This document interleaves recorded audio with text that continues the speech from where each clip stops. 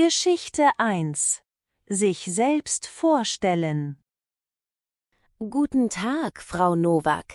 Herzlich willkommen bei Nordcargo Logistik. Ich bin Frau Keller aus der Personalabteilung. Guten Tag, Frau Keller. Vielen Dank für die Einladung. Ich freue mich sehr auf das Gespräch. Schön, dass Sie da sind. War Ihre Fahrt nach Hamburg angenehm gewesen? Ja, alles war in Ordnung gewesen. Die U-Bahn war pünktlich gekommen. Deshalb war ich sogar etwas früher hier gewesen. Das ist immer gut. Dann erzähle ich Ihnen zuerst kurz etwas über unsere Firma. Ja, gern. Ich habe mir schon Ihre Internetseite angesehen. Nordcargo Logistik ist ein mittelständisches Lager- und Logistikunternehmen in Hamburg-Billbrook. Wir haben ungefähr 50 Mitarbeitende. Unsere Schwerpunkte sind Lagerung, Warenfluss und Transportkoordination. Das klingt sehr spannend, weil ich genau in diesem Bereich arbeiten möchte. Ihre Abläufe wirken sehr gut organisiert und zuverlässig. Das freut mich. Heute führen wir ein erstes Kennenlerngespräch. Wir möchten sehen, ob Sie fachlich und persönlich zu uns passen. Wenn alles gut läuft, laden wir Sie nächste Woche zu einer zweiten Runde ein. Das klingt sehr fair. Danke, dass Sie den Ablauf so klar erklären. Gern. Sie müssen heute nicht zu nervös sein. Es ist einfach ein ruhiges Gespräch. Danke. Das hilft mir sehr, denn am Anfang bin ich oft ein bisschen angespannt. Das ist ganz normal. Dann stellen Sie sich bitte kurz vor. Gern. Ich heiße Marta Nowak und bin 26 Jahre alt. Ich komme aus Wrocław in Polen. Seit fast 2 Jahren lebe ich in Hamburg, im Stadtteil Eimsbüttel. Und wie wohnen Sie dort? Ich wohne in einer WG mit 2 deutschen Mitbewohnerinnen. Das ist sehr praktisch, weil ich jeden Tag Deutsch sprechen kann. Das ist sicher hilfreich. Warum haben Sie sich für Hamburg entschieden? Hamburg gefällt mir sehr, weil die Stadt international ist. Außerdem gibt es hier viele Logistikfirmen und den Hafen. Dort kann man viel lernen. Verstehe. Und wo haben Sie Deutsch gelernt? In Polen habe ich A1 und A2 gemacht. Nach meinem Umzug habe ich in Hamburg einen B1-Kurs besucht, damit ich im Alltag und im Beruf sicherer sprechen kann. Wie schätzen Sie Ihr Deutsch heute ein? Im Alltag komme ich gut zurecht. Auch im Beruf kann ich vieles verstehen und sagen. Ich mache noch Fehler, aber ich lerne schnell. Sehr schön. Fühlen Sie sich inzwischen gut eingelebt? Ja, auf jeden Fall. Ich habe Freunde gefunden und kenne den Alltag hier schon gut. Hamburg fühlt sich für mich inzwischen wie ein Zuhause an. Das hört man gern. Dann sprechen wir jetzt über Ihre Berufserfahrung.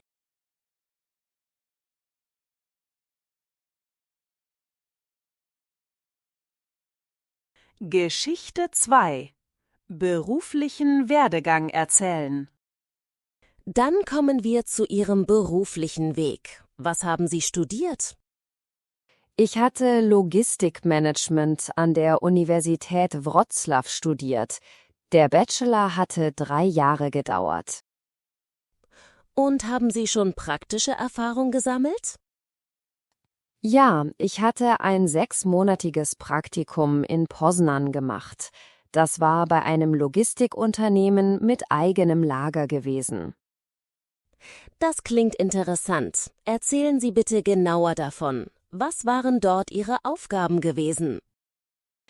Ich war im Bereich Lager- und Transportkoordination tätig gewesen. Ich habe Lieferungen im System kontrolliert, Versanddokumente vorbereitet und Lagerbestände geprüft. Außerdem hatte ich bei Fahrertelefonaten und bei kleinen Besprechungen geholfen. Später hatte ich auch einen täglichen Versandplan mitbetreuen dürfen. Das ist für ein Praktikum schon viel Verantwortung. Wie war das gelaufen? Es war besser als erwartet gelaufen. Wir konnten die Auslieferungen für einen neuen Kunden nach kurzer Zeit stabil organisieren. Mein Team war sehr zufrieden gewesen. Sehr schön. Was haben Sie in dieser Zeit besonders gelernt? Ich habe gelernt, wie wichtig gute Planung ist. Man muss pünktlich arbeiten und Deadlines ernst nehmen. Ich habe auch verstanden, dass Teamarbeit in der Logistik sehr wichtig ist. Hatte es auch stressige Momente gegeben? Ja, natürlich. Einmal waren mehrere Lieferungen gleichzeitig angekommen und ein LKW hatte Verspätung gehabt. Das war anstrengend gewesen, aber ich war ruhig geblieben und hatte mir eine klare Liste gemacht. So hatte ich Schritt für Schritt arbeiten können. Welche Programme oder Tools haben Sie benutzt? Vor allem Excel für die Planung und ein internes Lagerverwaltungssystem. Außerdem hatte ich mit E-Mail und Telefon gearbeitet, damit wir Termine und Mengen gut hatten abstimmen können. Und was machen Sie im Moment beruflich? Zurzeit arbeite ich in einem Lager als Mitarbeiterin im Wareneingang. Das mache ich, weil ich meinen Lebensunterhalt selbst verdienen muss und weil ich praktische Erfahrung in Deutschland hatte sammeln wollen. Warum haben Sie nicht sofort wieder eine Stelle in der Logistikkoordination gesucht? Ich hatte zuerst sicherer Deutsch sprechen und die Abläufe hier besser kennenlernen wollen. Mir war wichtig gewesen, dass ich im Büro und mit Fahrern gut kommunizieren kann. Jetzt fühle ich mich bereit für den nächsten Schritt. Das kann ich gut verstehen. Dann sprechen wir jetzt über Ihre Stärken und Schwächen. Geschichte 3. Stärken und Schwächen besprechen. Dann sprechen wir über Ihre Stärken. Was können Sie besonders gut? Ich bin organisiert. Ich lerne schnell. Außerdem arbeite ich gern im Team. Können Sie dazu ein Beispiel geben? Ja, gern. Im Praktikum gab es einmal ein Problem mit einer verspäteten Lieferung. Ich habe zuerst die Daten geprüft und dann mit dem Lager und dem Fahrer gesprochen. So konnten wir den Ablauf neu planen. Das Team fand gut, dass ich ruhig geblieben bin. Das klingt gut. Welche Stärke hilft Ihnen am meisten? Ich lerne sehr schnell. Wenn ich etwas nicht kenne, frage ich nach. Dann übe ich, bis ich es gut kann. Sehr schön. Und was ist Ihre größte Schwäche? Ich achte manchmal zu sehr auf Details. Ich möchte alles sehr genau machen. Deshalb brauche ich manchmal zu viel Zeit. Wann haben Sie gemerkt, dass das schwierig sein kann? Im Praktikum. Mein Betreuer sagte, meine Arbeit sei gut. Aber er sagte auch, ich sei manchmal zu langsam. Das war wichtig für mich. Ich habe dadurch viel gelernt. Wie haben Sie darauf reagiert? Ich habe mein Arbeiten besser organisiert. Jeden Morgen schreibe ich eine To-Do-Liste. Ich markiere die wichtigsten Aufgaben zuerst. So kann ich klarer und schneller arbeiten. Funktioniert das schon besser? Ja, auf jeden Fall. Ich arbeite heute schneller. Die Qualität ist trotzdem gut. Das freut mich sehr, denn ich sehe meinen Fortschritt. Wie gehen Sie mit Kritik um? Ich bleibe ruhig. Ich höre gut zu. Dann frage ich, was ich besser machen kann. Kritik ist nicht immer leicht, aber sie hilft mir. Und wie arbeiten Sie unter Druck? Ich versuche ruhig zu bleiben. Ich teile große Aufgaben in kleine Schritte. Wenn viel gleichzeitig kommt, muss ich gut planen. Gibt es manchmal Probleme im Team?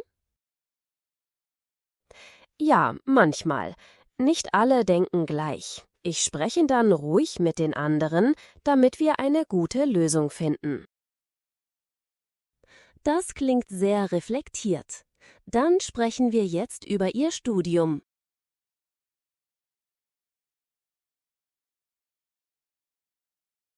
Geschichte 4.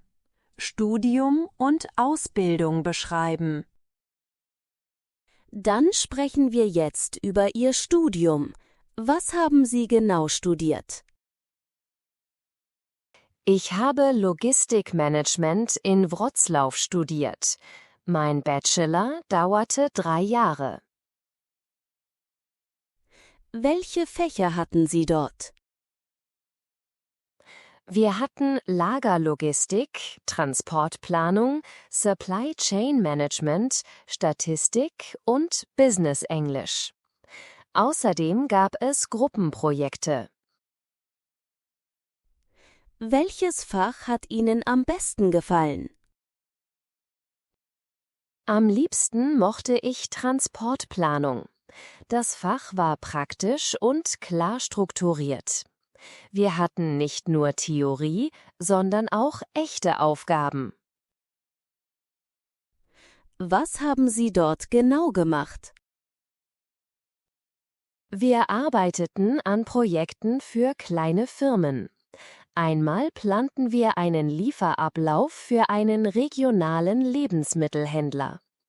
Dabei konnten wir viel selbst machen. Und was war Ihre Aufgabe? Ich half bei der Planung der Zeiten und der Reihenfolge der Lieferungen. Wir prüften Mengen, Wege und mögliche Verzögerungen. Außerdem dokumentierten wir die Schritte sehr genau. Hat das gut funktioniert? Ja, sehr gut. Nach einigen Wochen war der Ablauf klarer und besser organisiert. Die Firma war zufrieden, weil die Lieferungen zuverlässiger wurden. Was haben Sie dabei gelernt? Ich habe gelernt, wie man Abläufe besser analysiert. Ich habe auch gelernt, Daten zu prüfen und Lösungen logisch aufzubauen. Das zeigte mir, dass Logistik wirklich zu mir passt. Gab es auch ein schwieriges Fach? Ja, Statistik war für mich nicht leicht. Es gab viele Zahlen und Formeln. Das war am Anfang schwer, aber ich gab nicht auf. Wie haben Sie das geschafft? Ich lernte oft mit 2 Kommilitonen. Wenn ich etwas nicht verstand, fragte ich direkt nach. So konnte ich langsam sicherer werden. Haben Sie neben dem Studium noch etwas Zusätzliches gemacht? Ja, ich habe online einen Excel-Kurs und ein Zertifikat zu Grundlagen der Lagerverwaltung gemacht. Das war wichtig für mich, damit ich im Beruf schneller und sicherer arbeiten kann. Welche Sprachen sprechen Sie? Polnisch ist meine Muttersprache. Deutsch spreche ich auf B1-Niveau. Englisch spreche ich auch gut. Sehr schön. Dann sprechen wir jetzt darüber, warum Sie nach Deutschland gekommen sind.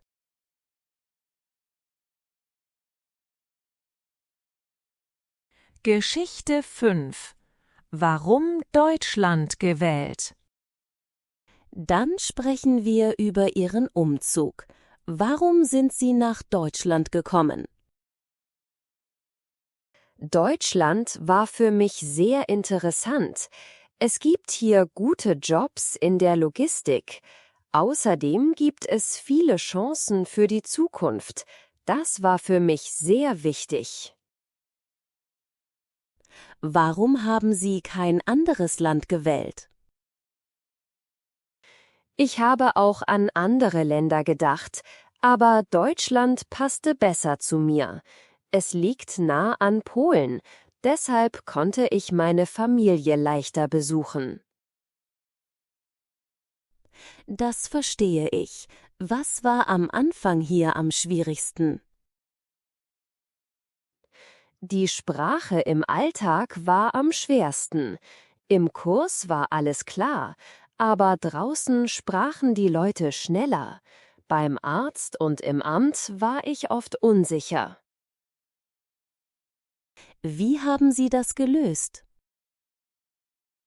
Ich habe jeden Tag weitergelernt. Ich las kurze Texte und hörte Podcasts. Außerdem sprach ich so oft wie möglich Deutsch, damit ich sicherer werden kann. Gab es noch andere Probleme? Ja, die Wohnungssuche war sehr schwer. Ich schrieb viele Nachrichten, aber ich bekam nur weniger Antworten. Das war frustrierend, denn ich brauchte schnell ein Zimmer. Wie haben Sie dann ein Zimmer gefunden? Ich suchte in Online-Gruppen und auf Wohnungsseiten. Nach einigen Wochen hatte ich endlich Glück. Ich fand ein Zimmer in einer WG. Das war eine große Erleichterung. Gab es auch persönliche Probleme? Ja, ich war oft einsam. Ich kannte hier fast niemanden. Außerdem vermisste ich meine Familie sehr. Besonders am Abend war das nicht leicht. Was hat Ihnen in dieser Zeit geholfen? Ich ging in einen Sportkurs. Ich traf auch Leute aus meinem Sprachkurs. So lernte ich langsam neue Menschen kennen. Das machte alles leichter. Und wie fühlen Sie sich heute? Heute fühle ich mich angekommen. Ich habe Freunde und einen festen Alltag. Ich habe auch klare Ziele. Hamburg ist für mich jetzt ein echtes Zuhause. Das ist schön zu hören. Dann sprechen wir jetzt über Ihre beruflichen Ziele. Geschichte 6. Berufliche Ziele erklären. Dann sprechen wir jetzt über Ihre beruflichen Ziele. Was möchten Sie in den nächsten Jahren erreichen? Zuerst möchte ich sicher in einem Logistikunternehmen arbeiten. Ich möchte viel lernen und mehr Erfahrung sammeln. Und was ist Ihr Ziel in 2 oder 3 Jahren? Dann möchte ich selbstständiger arbeiten. Ich möchte eigene Abläufe koordinieren und mehr Verantwortung tragen. Das klingt gut. Stellen Sie sich bitte vor, Sie arbeiten 5 Jahre bei uns. Was möchten Sie in dieser Zeit erreichen?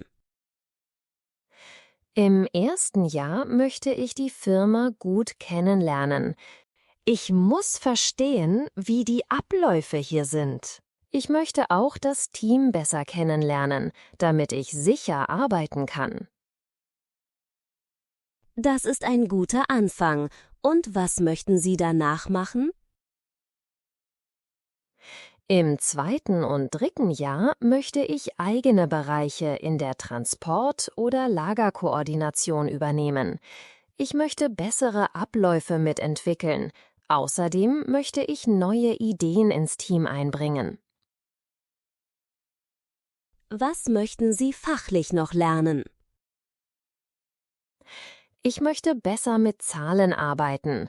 Datenanalyse ist für mich wichtig. Gute Planung ist wichtig, aber Ergebnisse auch. Nur so kann man sehen, was wirklich funktioniert.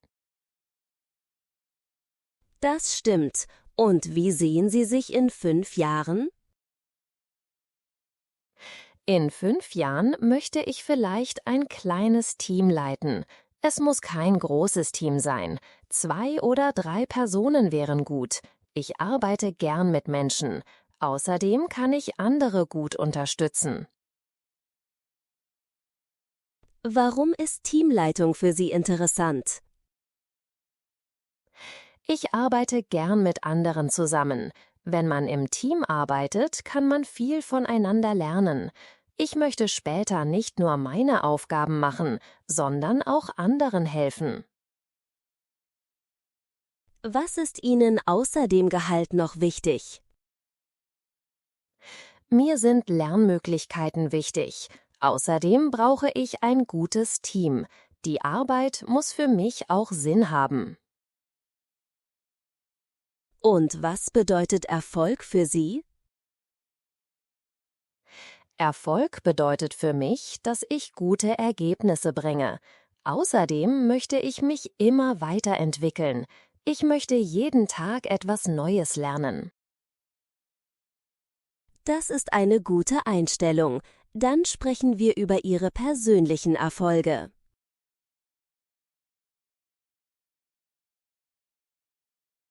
Geschichte 7.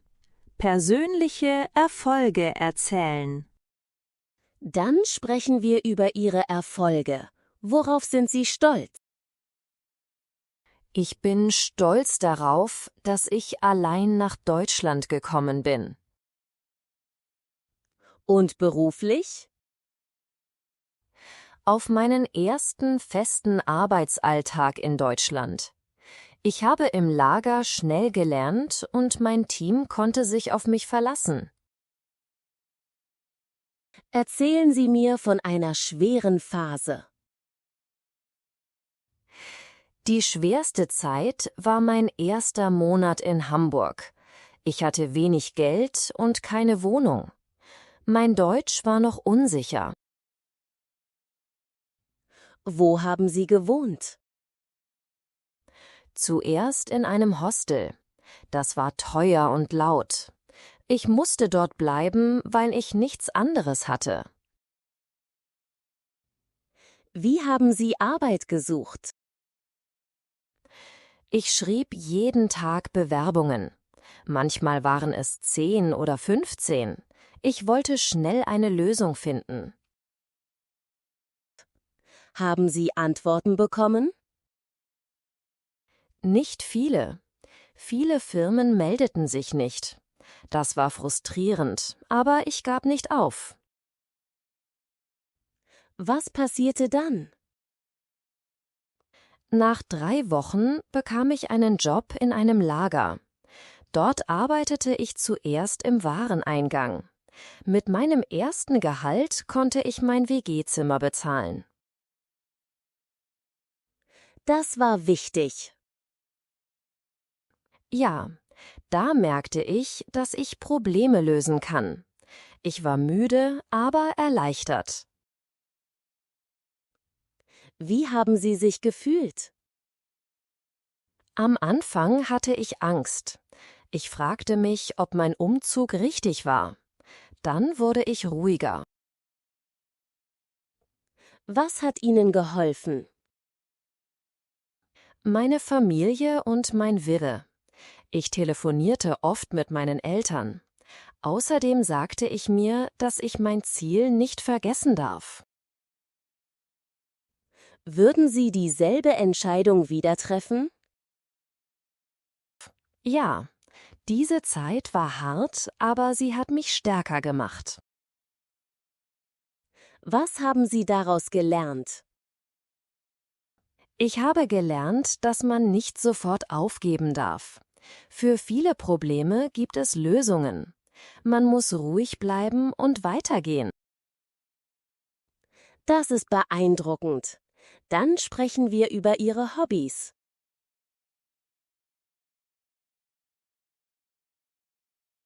Geschichte 8. Hobbys und Interessen teilen. Dann sprechen wir über Ihre Freizeit. Was machen Sie gern nach der Arbeit? Ich lese gern. Ich mache Sport und ich plane gern kleine Wochenendausflüge. Das hilft mir im Alltag. Was für Sport machen Sie? Ich gehe 2-mal pro Woche joggen. Außerdem mache ich einmal Yoga. Das tut mir sehr gut. Warum ist Sport für Sie wichtig? Sport hilft mir bei Stress. Nach dem Joggen bin ich ruhiger. Dann kann ich besser denken. Das ist gut. Gibt es auch eine Verbindung zu Ihrer Arbeit? Ja, auf jeden Fall. Vor allem das Planen von Ausflügen hilft mir. Ich achte auf Zeiten, Wege und Alternativen. Das ist auch in der Logistik wichtig.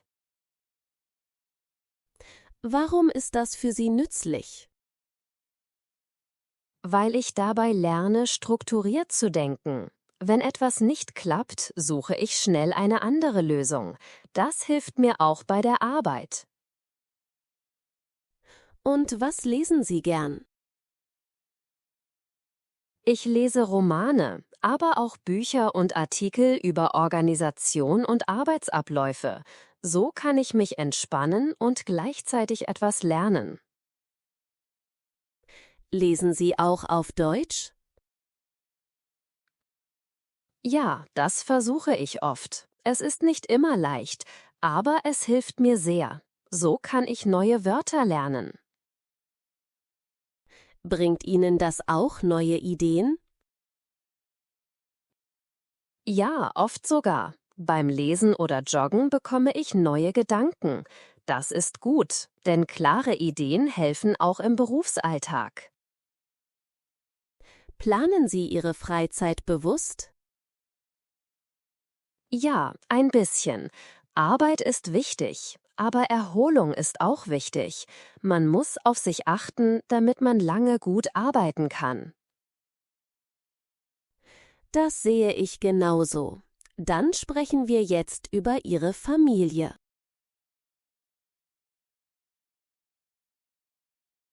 Geschichte 9. Familienhintergrund erklären. Dann sprechen wir über Ihre Familie. Haben Sie Geschwister? Ja, ich habe einen jüngeren Bruder. Er ist 22 Jahre alt und studiert noch in Polen. Und was machen Ihre Eltern beruflich? Mein Vater ist Ingenieur. Meine Mutter arbeitet als Lehrerin an einer Schule. Hat Ihre Familie Ihren Umzug nach Deutschland unterstützt? Ja, am Ende schon.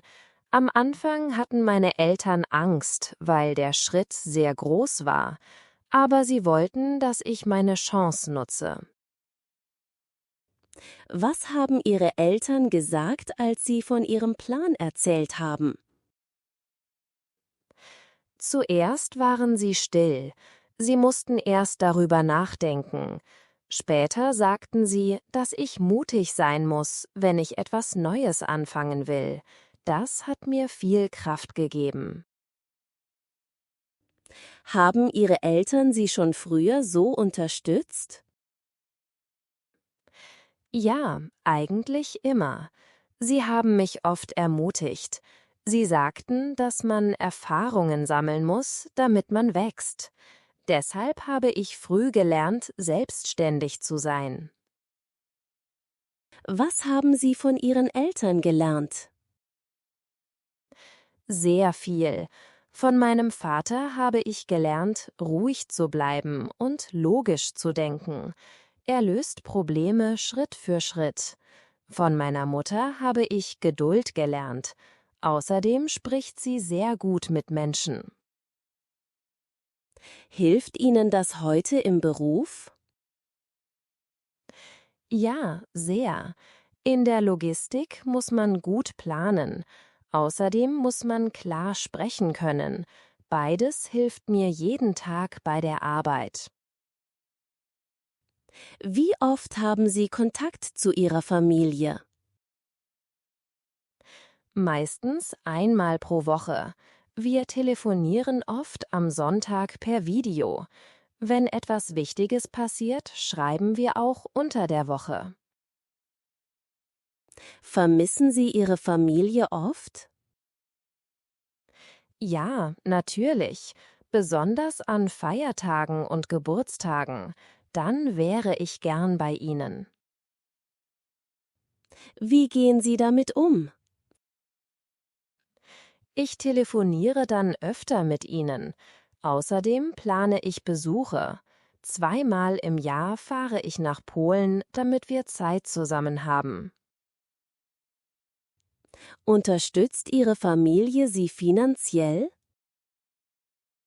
Nein, ich verdiene mein eigenes Geld. Das ist mir wichtig, denn ich möchte unabhängig sein. Sehr schön. Dann kommen wir jetzt zur letzten großen Frage.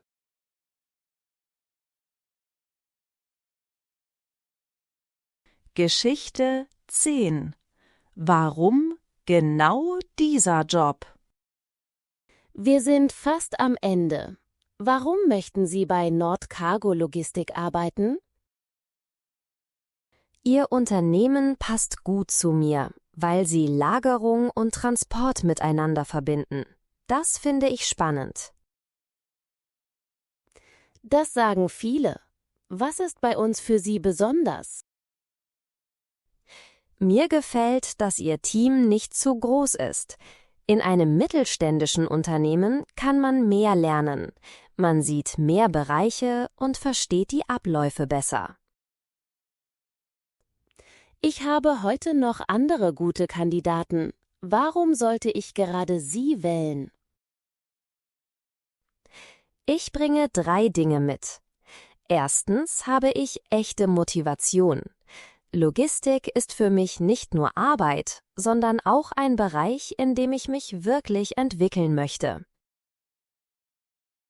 Und der zweite Punkt? Ich habe eine internationale Perspektive. Ich komme aus Polen und lebe jetzt in Deutschland. Deshalb verstehe ich verschiedene Sichtweisen und arbeite gern mit unterschiedlichen Menschen zusammen. Und der dritte Punkt? Ich bin lernbereit. Neue Programme schrecken mich nicht ab. Ich frage nach und übe, bis ich sicher bin.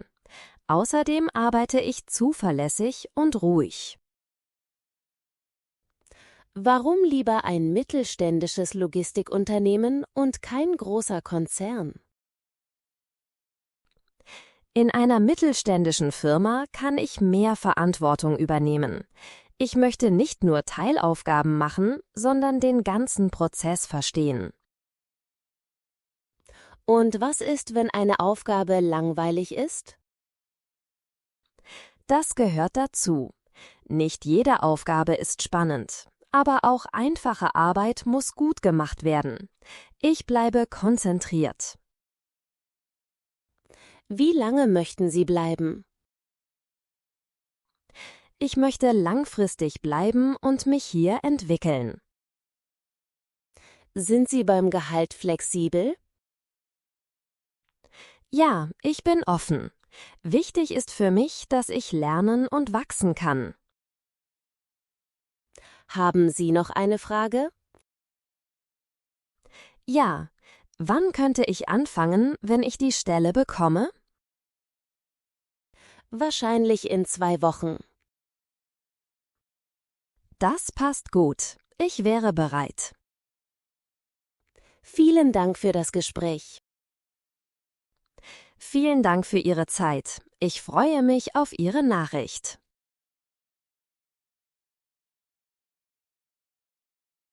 Bevor ihr geht, hier sind noch ein paar nützliche deutsche Wörter aus der heutigen Folge. Sie sind für A2 B1 Niveau und helfen euch, euren Wortschatz zu erweitern. Übt sie und schreibt uns euren Favoriten in die Kommentare.